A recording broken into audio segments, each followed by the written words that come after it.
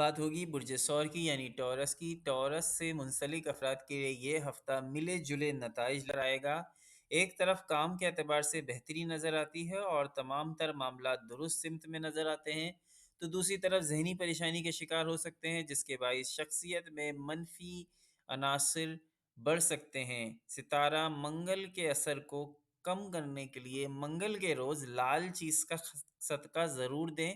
پہلے 2 دن نہایت اہم ہیں۔ اگر آپ شراکتی کاروبار سے منسلک ہیں تو اس وقت سے بھرپور فائدہ اٹھائیں۔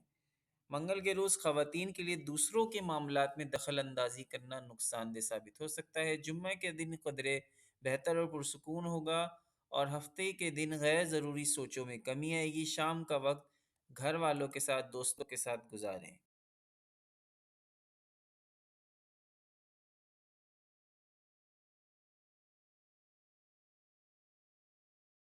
اب بات ہوگی برج سور کی یعنی ٹورس کی۔ ٹورس سے منسلک افراد کے لیے یہ ہفتہ ملے جلے نتائج لائے گا۔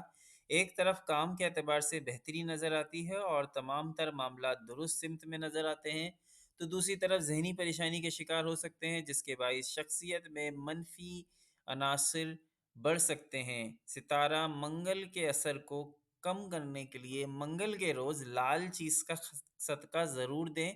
پہلے 2 دن نہایت اہم ہیں۔ اگر آپ شراکتی کاروبار سے منسلک ہیں تو اس وقت سے بھرپور فائدہ اٹھائیں۔